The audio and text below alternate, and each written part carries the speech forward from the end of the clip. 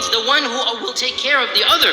Qawan means the one who will be the one in charge. So what is the one in charge? The one who is shown respect. And we have that famous hadith, and no doubt this hadith is misused and abused, and we have to point this out as well. But it is the famous hadith that when once Mu'adh ibn Jabal came back from Syria, and he entered the masjid of the Prophet ﷺ, and he fell down in sajda in front of the Prophet ﷺ.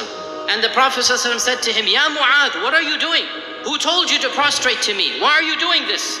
So Mu'adh ibn Jabal said, I returned from Syria. I found the people prostrating to their rabbis and their elders out of respect. And I felt you deserve this respect more than those priests and those rabbis. What did our Prophet ﷺ say? It's a famous hadith. I should say it's an infamous hadith. All of you have heard of it. But I want to be clear here. It's not my job to apologize on behalf of what the Prophet ﷺ said. It's not my job to cover up his teachings. It is my job to teach those teachings, whether a person likes them or not. What did the Prophet ﷺ say? Verily, Allah has forbidden any human to prostrate to another human. Hadith is in Bukhari and Muslim, Abu Dawud and Tirmidhi. It's clearly authentic. Verily, Allah has forbidden any human to prostrate to another human. But if he were to have allowed this, if a concession were to have been made, there is no concession.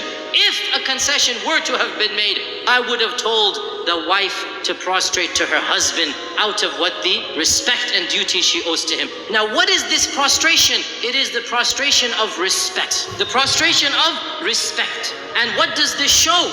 That the wife gives respect to the husband. And what will the husband give back? The husband will give back that love, that cherishing, that nurturing that the wife craves. So the question is, what does it mean for the wife to respect the husband? So what does it mean to show him respect? A few very specific points. Number one, respect his knowledge and his judgment.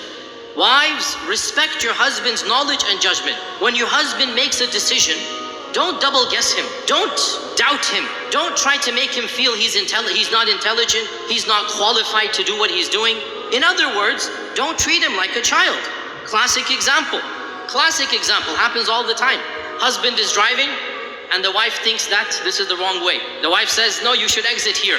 You just missed the highway exit. This is where you're supposed to exit from, right? What has just happened here? The husband becomes irritated. I know where I'm going, don't worry. I know it's right ahead, right? What's happened here? Well, the wife has doubted her husband's sense of power, sense of being in charge, sense of responsibility. And what happens here when a husband is challenged, he becomes, what's he going to become when he's challenged? Argumentative. He becomes, immediately he'll retort back, what do you know? You did this, you did that. Now, if he turns out to be wrong and you were right, this leads me to point two. Suppose you were right, that was the exit. Well then, this leads me to point two. Let the husband make his mistakes and learn from his own mistakes. Because when he makes a mistake, he won't be able to get angry at anybody else. But when you make a mistake and you tell your husband to make that mistake, you're never going to hear the end of it, and you all know what I'm talking about. Let the husband make his mistake and let him learn from his mistake. And don't become his mother. Believe me, no man wants to marry a motherly figure. He has his mother, alhamdulillah for that. He doesn't want his wife to start lecturing him, to start daunting him, like only his mother is allowed to daunt him, right? Mothers have privileges, they don't extend to their daughter-in-laws. So, suppose he did take that wrong turn. Suppose he missed the exit. Guess what? He's never going to miss that exit ever again. He's learned from his mistake. And the fact that you didn't put it in his mind, you were just quiet, you let him do his decision, khalas, no big deal. Next time it's not going to happen. The third point about showing respect. Trust his capability in taking on the projects that he wants to take on. Don't be sarcastic or diminishing of any project he feels that he wants to do. So for example, there's a leaky faucet and your husband comes in with the toolbars, the plumbing, the wrench and everything, and you're like, you're gonna fix the leaky faucet? What have you just done? You've taken his ego and you didn't just take a pin and you took a knife and you thrust it in his heart. Like literally the husband will say, if I can't even take care of a leaky faucet, you don't think I'm capable of this, what do you think I'm capable of? What you've done is, and हाँ भाई अस्सलाम वालेकुम। हमें बचपन से कभी अम्मी कहती हैं कि बेटा जाओ छा जाओ, कभी अब्बू कहते हैं जाओ बेटा छा जाओ। you don't think I'm capable of this, what do you think I'm capable of? What you've done is, and I'm going to be very frank here, and I speak as a man. Men, I'm sorry and I apologize for giving the secret away, but I have to for our own marriages. Men, I know this is going to come as a shock to you sisters.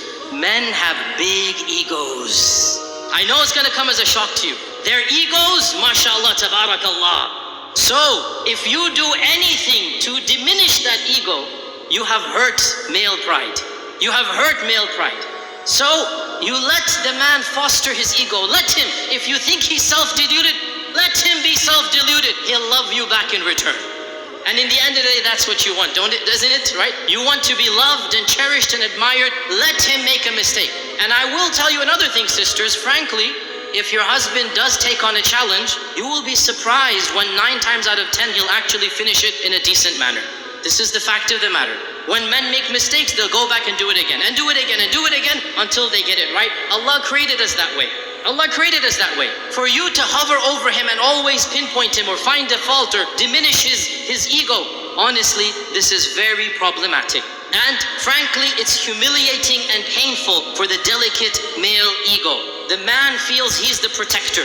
If you will challenge him and say, how can you protect me from a leaky faucet? Then you have basically said, I don't trust your judgment. You have basically said, I don't feel